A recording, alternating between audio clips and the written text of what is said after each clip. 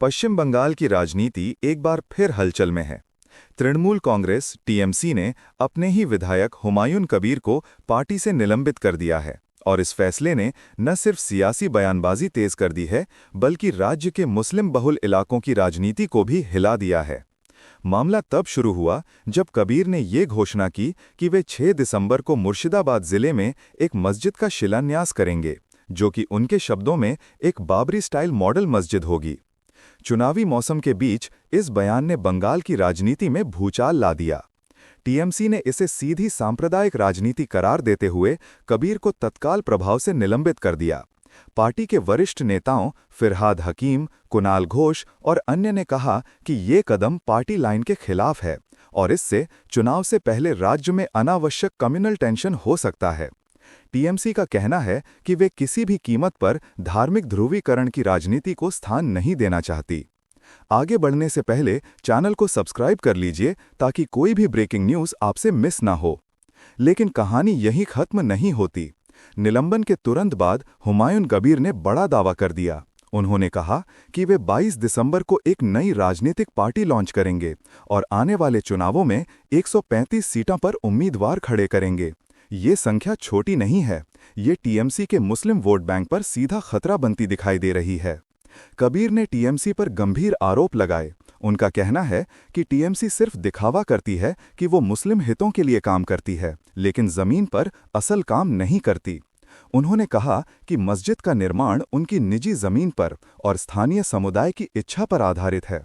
उन्होंने राज्य सरकार और प्रशासन को चेतावनी देते हुए कहा कि अगर किसी ने मस्जिद के शिलान्यास में बाधा डाली तो वे धरना, आंदोलन और कानूनी लड़ाई सब कुछ करेंगे। वहीं टीएमसी ने इसे बीजेपी की बड़ी साजिश बताया है। पार्टी नेताओं का आरोप है कि कबीर के इस कदम के पीछे बीजेपी का अप्रत्यक्ष समर्थन हो सकता है, क्योंकि बंगाल में कम्युनल पोलराइजेशन बीजेपी के लिए हमेशा फायदेमंद रहा है।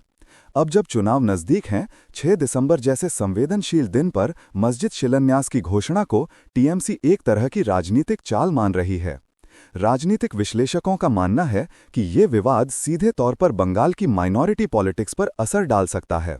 मुर्शिदाबाद, मालदा और उत्तर दिनाजपुर जैसे जिलों में मुस्लिम वोट प्रतिशत 60 से 70% तक जाता है और अगर हुमायूं कबीर अपनी नई पार्टी को इन जिलों में मजबूत करते हैं तो तृणमूल को भारी नुकसान हो सकता है।